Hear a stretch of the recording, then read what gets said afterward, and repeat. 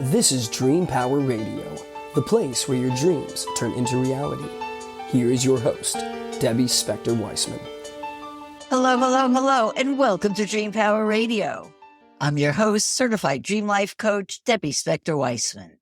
This is a place where we talk about dreams, both daytime and nighttime dreams, and how you can use them to make the internal shift to a life you love and rediscover the truth of who you really are. Ever since I've been coaching and doing this podcast, I've heard success story after success story about the transformations people have taken in their lives, all because they've taken the time to ask themselves, who am I? And what is my true purpose? These are often tough questions to answer, which is why most people don't go there. After all, it's a lot easier to go through life traveling down the road that you decided on or was decided for you when you were much younger, never thinking about it much, except perhaps when you stop and realize you don't really like what you do and wish you were anywhere else. But that thought often goes away when it's replaced by concerns such as, how could you survive without your paycheck? Or where would you go if you left your marriage? Or there's such worries that go hand in hand with venturing into the unknown. So yes, it takes courage to transform your life. Push yourself past the fears and anxiety and negative self-talk that might stop you before you even begin. But those who do make that leap never regret trading in an unfulfilled life for one with unimaginable possibilities. One person who did this is my guest today, personal development master Agi Keramidas. He gave up a financially rewarding life, and now through his personal development mastery podcast, inspires others to find their true mission in life. Agi is also the author of the book, The 88 Actionable Insights for Life. Welcome to Dream Power Radio, Agi. Debbie, thank you very much for the invitation. I'm delighted to be here with you. Well, Agi, you were trained as a dentist, which means that you had a good career, making money and having a certain status in your community. So why did you give all that up, and how difficult was that for you?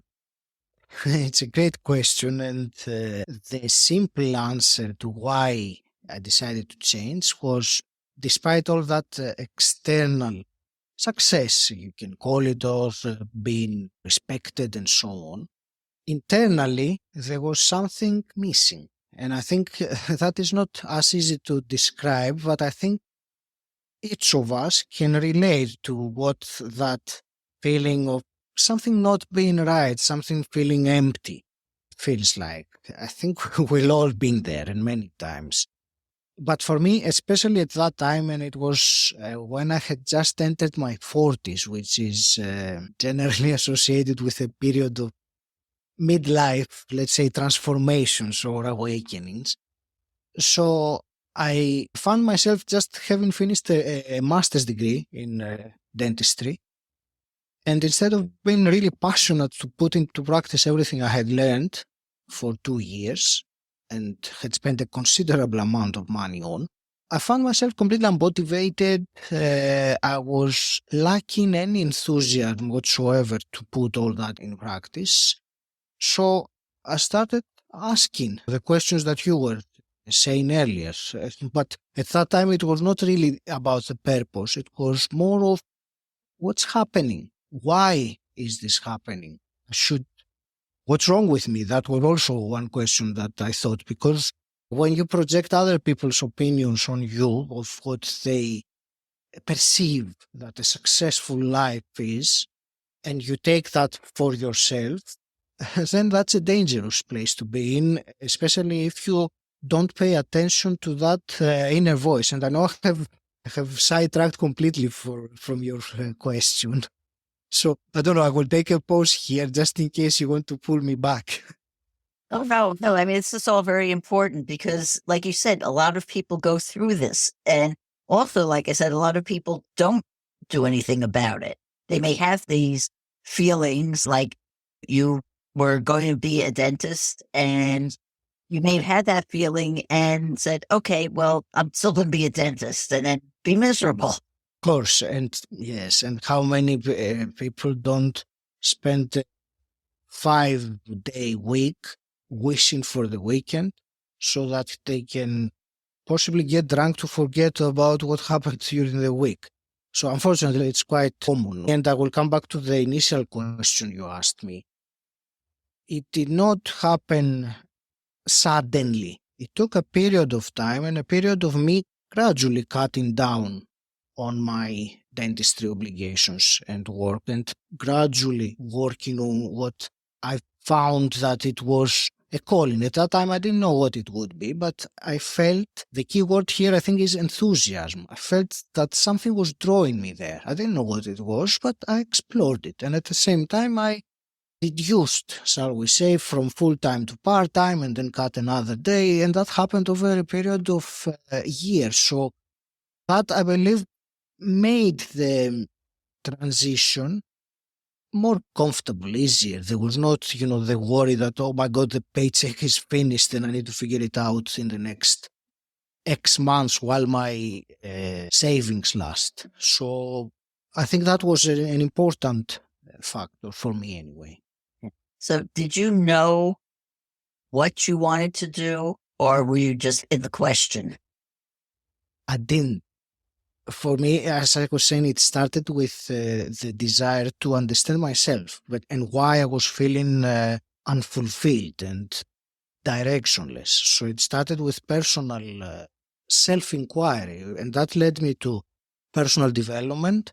And that led me to, start going to some events, reading some books, Tony Robbins, all sorts of one step towards the other. All that time, I didn't know that at some point in the future, I would have a podcast with almost 400 episodes talking about personal development. I had no idea about that. But I followed the path little by little, next step, where I felt still the calling or the enthusiasm. And I had the trust that it will unfold, and it has. Yeah. I tell you, it's also, you bring up a point though, it's important to stay open to the possibilities, because you were at a point, and I think I can relate to this too. I mean, I never thought that I'd be doing hundreds of podcast episodes myself, but it was something I was drawn to. And when I got into it, saw that, yes, this is something I was meant to do. And yes, that's why I love it and continue doing it. So you've made that transition, but how did you deal with it in the rest of your life, in terms of the way you dealt with your family or your friends or your community? And was that a difficult thing for everyone around you to deal with? Not as much, because the way my life circumstances were, so me and my partner who were living together without children, it made it much easier to transition and cut back on expenses at some point when we needed to. But what comes to my mind at the second layer of as an answer to your question was that I realize right now that I have designed to a large way, my life as it is right now to accommodate all those things that happened over the years. So I took off some elements of maybe social that you ask. I modified, shall we say, over time what I do with my daily life. And it is, if I look back at how my life was 7 years ago, it's very different now on a day-to-day basis. But again, that happened gradually. So therefore, smoothly. I didn't have any difficult moments with family or anything like that. Well, that's good, because I think for some people that is a big concern. So if somebody is in that same questioning phase where, oh, I don't think I'm where I want to be, but I'm not sure where I want to go, what steps can a person take to figure out how to find their purpose? Such a wonderful question. And I think I've mentioned the word twice already. I will mention it for the third time, the word enthusiasm. And of course, many people have no idea what they are enthusiastic about, because maybe they have lost that feeling of enthusiasm since their childhood, or it's common. My commendation and my invitation for someone that is not sure where to look for the purpose, even what the phrase that I just used is wrong, because we're not looking for it, we are creating it, and it's a very big difference. But the key word is curiosity or joyous exploration of something that, I think each of us knows, and someone listening to us now knows deep in their heart, something that lights them up, they would like to do more of, or would like to give it a go, and they haven't.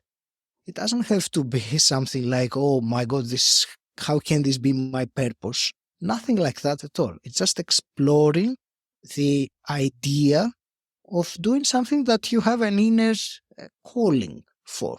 There's no guarantee afterwards or nothing like that. It doesn't matter. It's that taking that step. Because, and tell me, Debbie, if you agree with me, I think once you feel that enthusiasm coming up after you've experienced it again, it's very difficult to ignore and go back to your mundane everyday life and say, no, I will stick with that. Because it feels so right. Yeah, I would certainly agree with that. And one thing about enthusiasm, and if you look at it from an energetic standpoint, since we're all made of energy and we have that in us, when we're enthusiastic about something, when we've got that passion, we raise our energy levels. And when that happens, it just opens up that part of our brain that focuses on the positive, focuses on the possibilities, and the creativity can develop. So you may, when you're in that state of mind, think about something that you may not have thought about otherwise and said, oh, that's a direction I could go in, and go there. Whereas if you were just stuck in the same old rut you had been in before, that thought would have never occurred. I will add to that, because that enthusiasm is really connecting us to something higher than us. And you mentioned the word creativity, and I will say that the word enthusiasm, it is a Greek word, and literally means the God or spirit within. So that literally means that when that comes out, it's something spiritual or even divine, if you want to call it like that, that comes out. You get connected to a higher power, and that's why it feels so beautiful when you are enthusiastic. It literally means the spirit within. Oh, that is great. And on that happy note, we are going to take a short break.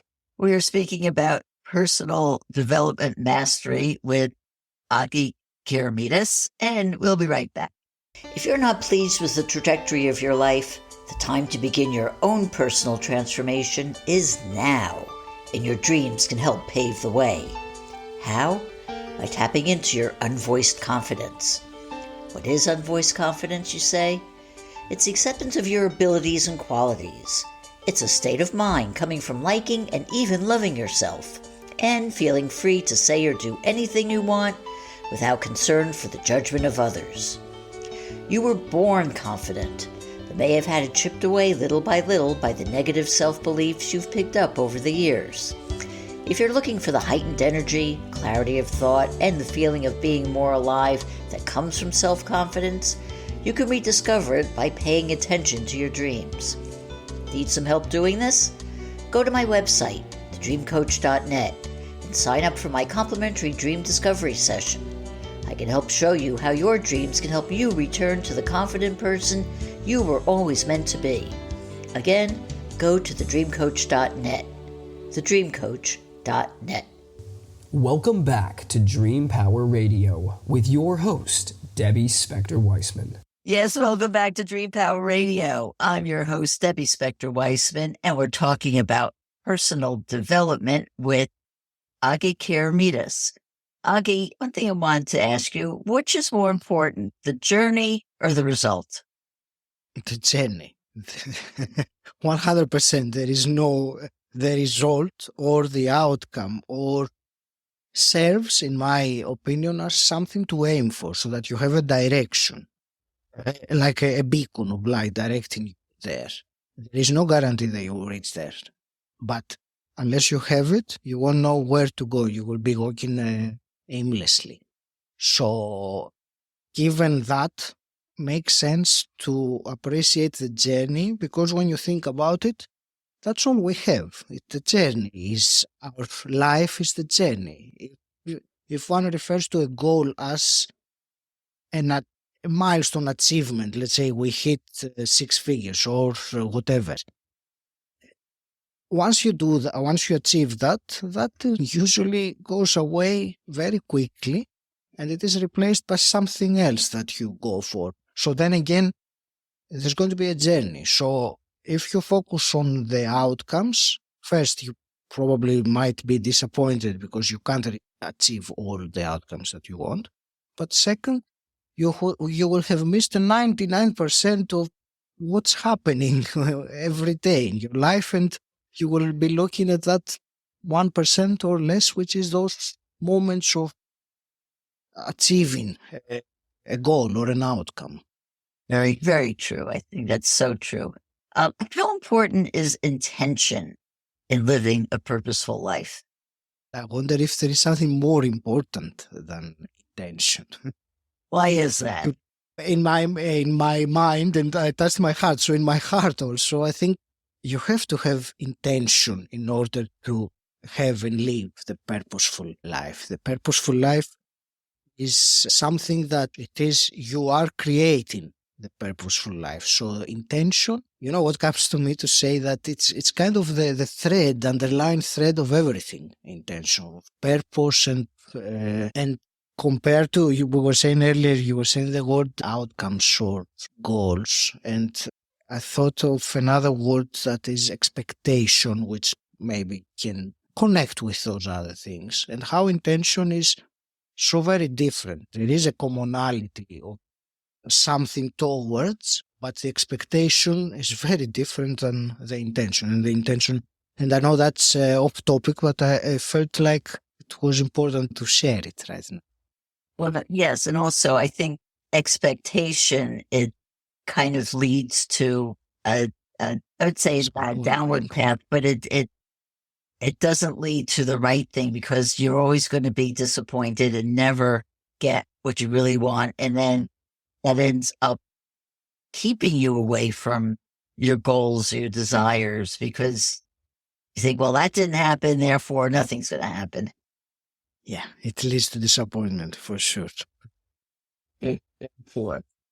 Something that is also, I think, an important factor in understanding ourselves, which is so key to living what I like to say is our dream life, is intuition. Understanding what our intuition is and how to use it. How do you feel about intuition?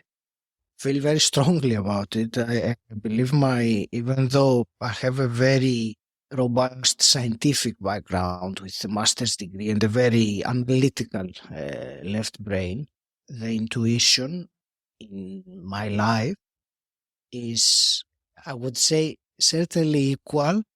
I think it's even more than that, maybe 51% more than the logical part. So it is something, Debbie, that I have followed for a very long time, from my transition when I left my home country, Greece, to move to the UK. And then when I decided that dentistry was not what I wanted to do for the next 20 years of my life and I wanted to step out, there were always times that my decision making was very much influenced by my intuition and not necessarily or so much by my logic. Of course, my logic would be the first thing to examine the situation, but the final decision was based on what felt right.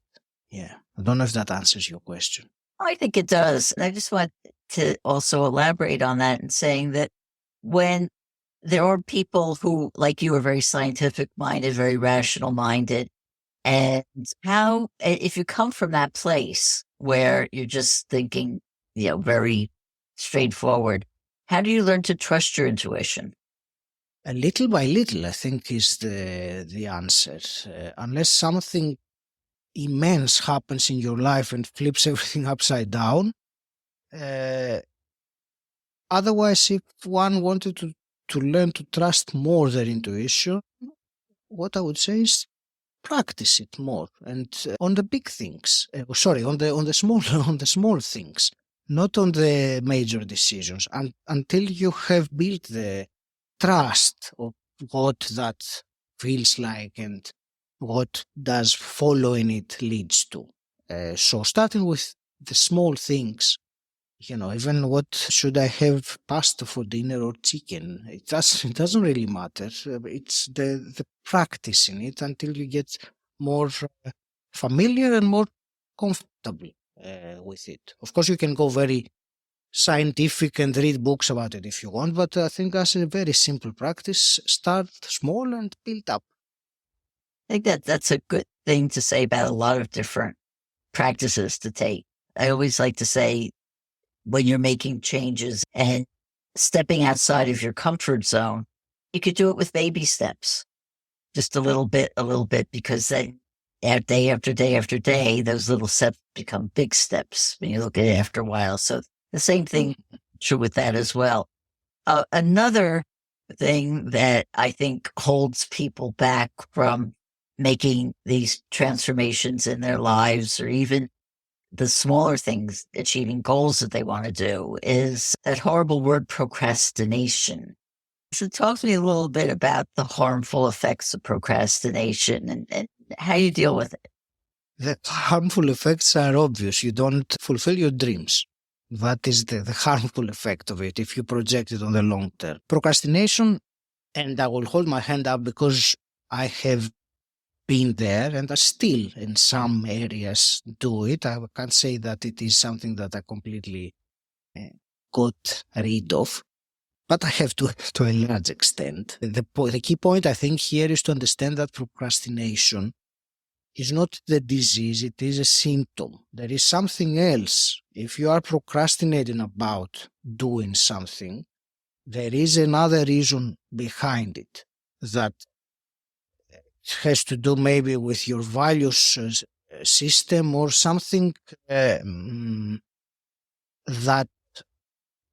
something intrinsic inside you that resists, shall we say, to doing the task. It can be a limiting belief. It can be some fear of failure, fear of success. I don't know what. It can be all sorts of things. And any of that manifests eventually as procrastination, or sometimes procrastination's cousin, which is perfectionism. All these things have the common that eventually you don't do what you want to do, what you said you would do, what you dream that you do, and you keep on remaining where you were, if not going worse. So if someone has issues with procrastination and notices that procrastination is a frequent part of his life or her life, I would say look one layer behind that. Okay, sure, you don't want to do it. Why? And I would invite to write it down and write down the reason that comes to mind. And when you write down something, ask again why. Ask it a few times and see what comes up. Because that's how you will solve the procrastination. As you know, Deb, and I know, when you are passionate about something, and you don't procrastinate about it. You procrastinate on things that you're either afraid to do or you hate doing, or there is something else. So, yeah, I hope that helps. Yes, and it brings up the whole point of self-awareness, is, finding out why you procrastinate, is getting into that part of yourself that you may not have examined or really looked at before. So do you have any other ways of helping people understand themselves better, to have greater self-awareness? Actually, if it's all right, I would like to offer to your audience a free copy of my book, which you mentioned, the 88 Actionable Insights for Life, because there will be lots of tools of increasing your awareness, your inner awareness, emotional awareness, all and many other different topics of personal development, because I have found again that it is a journey. Personal development is a journey. You never arrive and you say, now I have done my personal development. I can just lay under a tree and not evolve. It doesn't go like that. It is a journey. So we will always be in need for improving or tweaking or picking up an additional thing or removing an old habit that does not serve us. I would like to offer the electronic copy of the book for free to your audience. That's very generous, and I'll have that in the show notes so they can have more information about that. And one thing about, like you said, getting into yourself and understanding yourself a little better and getting into the journey, because the journey is you would get to one point where, oh, here's a limiting belief I have, and then you deal with it, but then there's another one that comes up that you may not have been aware of. So it's something that is a practice to keep discovering and keep learning and keep understanding about yourself. But one thing that holds back people again from doing that or doing whatever it is that they say they wish they want to do but don't is fear. And we have fear for a reason. It's never going to go away, but we can control it. You have some favorite ways of handling fear? I think the only way you can handle fear is by using your courage. And it is the only to fear. So you have to somehow do it. There is no other way. Of course, you can prepare and you can gain knowledge because that makes it, you are better equipped to handle the fearful situation or event. But eventually, the only way to overcome the fear is by taking the courage to do it. And then you look back at it and you realize the truth about what it was. Oh, well, I have so many other questions to ask you, but just time for one final one, which is how could people find out more about you and your work? You can listen to my podcast, which is called Personal Development Mastery, wherever you listen to your podcasts from. And since you're going to put, Debbie, the link to my free book, you will also find my website there to find out more about it. Wonderful. Well, Agi, thank you so much for being on Dream Power Radio today. Thank you very much, Debbie. Okay, we've been speaking about personal mastery with Agi Keramidas. I hope you enjoyed today's program. If so, please hit that subscribe button so you don't miss out on any future episodes. Until next time, this is Debbie Spector-Weissman saying, sweet dreams, everybody. You've been listening to Dream Power Radio with your host, Debbie Spector-Weissman. For more information on Debbie or to sign up for her newsletter, go to dreampowerradio.com. This has been Dream Power Radio.